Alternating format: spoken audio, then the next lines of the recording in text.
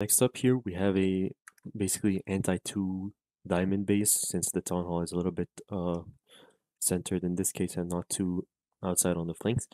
Now, looking at this base, I have to consider which seed machine to use, and in this case, I see that there is actually super great value on this side, since there's only mortars protecting this side. That's like uh, not many defenses basically to like expose or big threats to the flame flinger. So as you can see, if you look at this mortar right here, it can actually be tanked here with a couple of troops. And as I mentioned early in the masterclass, I have the barbarian and the archers for that, and even probably wizards if you want.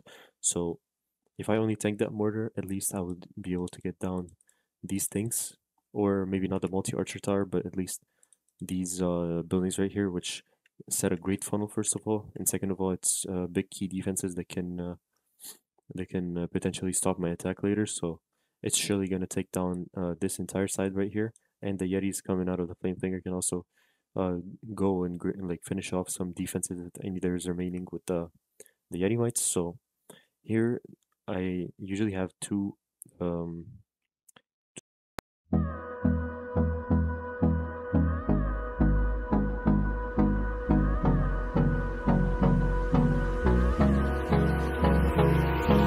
Hold me close till I get up. Time is barely on our side. I don't wanna waste what's left. The storms we chase are leading us, and love is all we'll ever trust. Yeah, no, I don't wanna waste what's left. two options on a flame flinger. So it's either I warden walk next to the flame flinger, or I warden walk somewhere else. Now, in this case, I would warden walk somewhere else simply because the flame flinger doesn't need it. So, the moment I warden walk is, for example, if there's an expo right here, and I like identified that there's great flinger value right here, so I just put down the warden to walk the expo with the flame flinger, and then right after the expo is taken down, that means the flinger is safe, and that can actually start my push here. But since here I don't need that extra support from the warden. I can simply put the warden on the other side, because on the other side you're gonna still have to funnel. Let's say you warden walk here, you don't have the siege break on the other side, so you might have to invest, for example, the queen or a lot of troops to funnel this corner out. So if I let the flame flinger do its own thing here without the support of the warden, I can actually deploy my warden here, take down this corner right here, while the flame flinger takes down the other corner, and I can actually go in between here and take down basically the core here.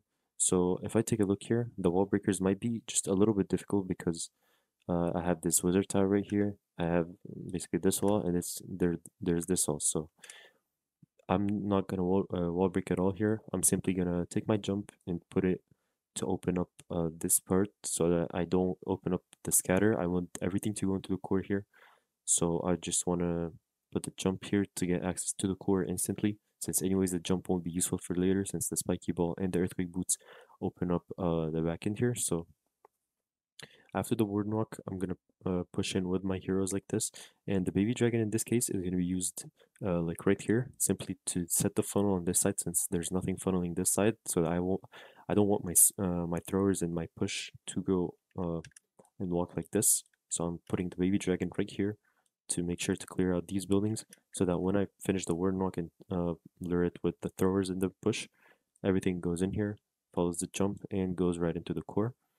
And right after that, I'm going to take a look at the best spot to put my RC, but it's usually going to be this side, simply because when my throwers are pushing in, there's this scatter and this multi and stuff that are going to be threatening to them while they push through into the town hall. So the RC is going to be able to come in here safely, snipe off these flanking defenses, as if if I put her at 3 here, she would probably die to the minion prince and the king, so I don't want that to happen. So I'm just going to put her at the safest spot in this case, and let's see how it goes. So here, like I mentioned, archer to tank that mortar, and right after that, I put the second archer down. You don't want to wait till it dies, you want to put it as soon as the mortar is shooting, simply because you want to tank the second shot as well. So this border is under no builder hut repair. Let's say if there was a builder hut or something, then you might need more than 2 archers and a barbarian. But usually, if there's no builder huts, you can only use 3 troops to tank the mortar, and that can be fine to save your flame flingers. So first archer, second archer, and then the barbarian should be more than enough to take down this mortar with the flame flinger. So as you can see here, I angle my barbarian to go like this, so it goes ahead. Because if I put it on this gold mine, the ricochet is gonna take it down. So that's why I put it right here to go to the dark elixir, the dark spell factory. And as you can see here, it's getting tanked. And while I was doing that, I also put down the warden at 9 o'clock here to set the funnel for this area. Now this is a fast warden walk. I could have probably delayed it just a little bit, but so that the flinger can get more value. But I still put it right away, simply to speed things up just a little bit. And as you can see, the warden and the lizard, great combo for a warden walk. Surely the fastest if you want to aim for not time failing. So as and also as I said, put the baby dragon right here to clear out these buildings, which are going to be key to set the funnel and make sure my troops don't walk. And like I said, the jump here, I don't want to put it on the expo. If I put it on the expo, it opens up the scatter, which I don't want to happen in this case. I simply want my troops to all go into the core here. And right after the warden walk is done here, I put all the throwers in, my king, my queen, and basically all of the main push. Now, what one important thing here, the skelly spell, which has been super great here because I don't want the monolith, for example, to snipe my warden or something. And basically, that skelly spell provides infinite tanking since the multis are out of range of this. And basically, the skellies will always be tanking the monolith, so it's gonna be super nice here since the mono is isolated. And as you can see, I put everything down, and I'm just making sure they all path inside. Now, as the CC is coming out, I poisoned it. It's headhunters and rocket loons, which is fine for this strategy. But yeah, now as you can see, I still don't have to use my warden ability because the king is still very high HP. Like I said, you always want to try and save it for when the king is low. And he was about to go out here because the queen was in this compartment, but the throwers and the queen took it down fast enough, so he was able to rotate back and join back in with the main pack. And as you can see, everything is pushing in. And as he's taken a lot of damage here, I popped the tome to protect him and all the troops. Through the wastelands, through the highways, till my shadow turns to sun rays, and on we'll go.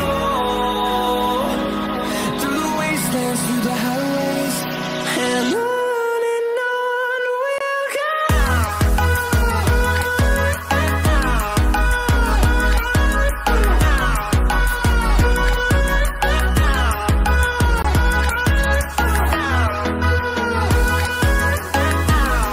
once he goes on that fire spitter, you're gonna see I'm gonna pop the ability here so that it can open the back end, deal some damage, and make sure everything goes to the town hall. And now, as you can see, I put my RC here up top with a wizard behind it, just to make sure that side is getting cleaned up.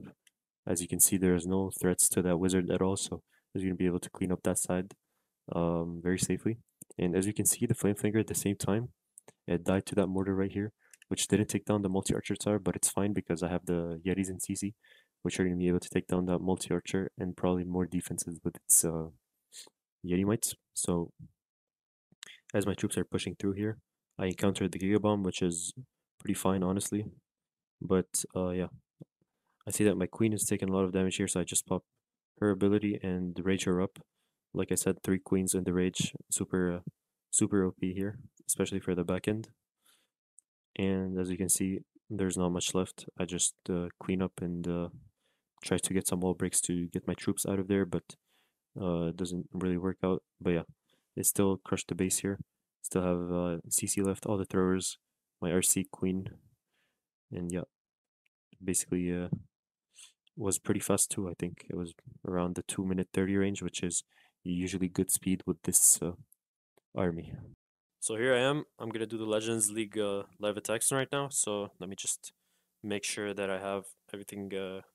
Everything is okay. So I've reset around the top 200 range, which means that I'm gonna face pretty decent bases up here. So let's take a look here and see what I find. So here I find a double rage ring base, which has sweeper facing this way and spitters facing that way. So I would think the best way to approach this base is to go by the monolith side just to take down the CC early and not deal with it with those fire spitters. I feel like if I can deal with it basically a little bit outside of that range and not deal with the sweepers pushing back my healers and stuff, it would be more beneficial. So let me just start by putting my warden here. Should have also put a barbarian just to check for any traps so that my warden doesn't die right away. I put my loon down just so I can check for any black mines or red bombs that can kill my healers.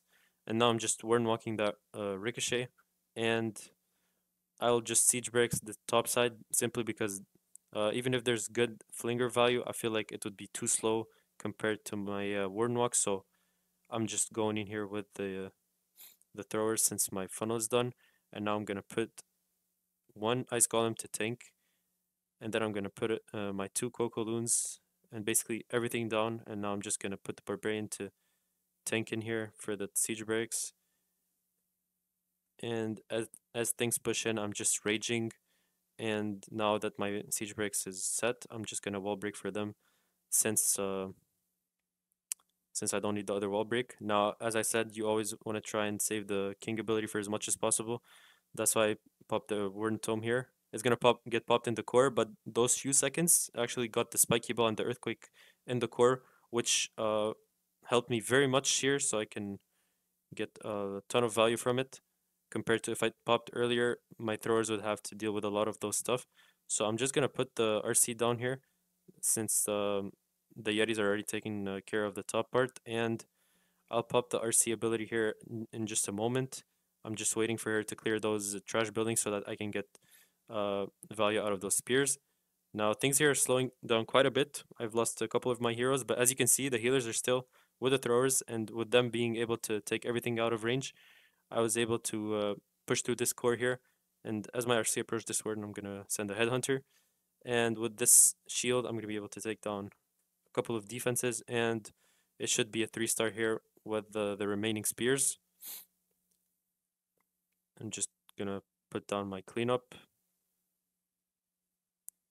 So yeah, it's basically just set a good funnel with your warden so that the throwers don't end up going on the outside. Choose your siege correctly. In this case, I could have went flinger, but as you can see, it would have took a very long time to take that top side, so it won't really create the necessary funnel. Like usually when I flame flinger, it's basically to clear a side, like for example this side right here. So for example, if I put my warden here, I put the flame flinger to also clear that side so that it can take its time clearing that side while my main push goes and takes down the other one. But like I said, right here, set a good funnel with your Warden Walk, with your Siege Machine, and then push in with your main push so that everything goes in the core. Save the spiky ball for the core here. The Warden Tome here was pretty early, but saving it actually got me further than I would have went without it. So it's great to have that with you and just clean up while you're doing everything. So here I put a couple wizards on the outside as my troops are pushing through, and I use my RC where necessary so I can end up tripling the base. Let's go on to the next one. So this is actually my final hit of the day, so need to make sure to close out really well. So I have everything here. Let's just jump right into it. Now looking at this base, I can see that he's probably baiting the bottom side here since he has a spitter facing downwards and two sweepers, basically making it very hard to push to the town hall without the healers getting pushed back constantly. So I feel like in this case, I would go for a town hall approach, and to get that done, I will basically set a funnel on this side so that I can siege breaks at 12, and that basically allows me to go into the town hall, and then I can basically tackle down the other defenses way safer than if I was going into the sweepers. So I'm just waiting here to set the funnel. If it can grab the ricochet, it can be good, but if it doesn't, it's probably fine. Maybe if it can grab the multi, it can be nice, just so that my healers don't get fried here.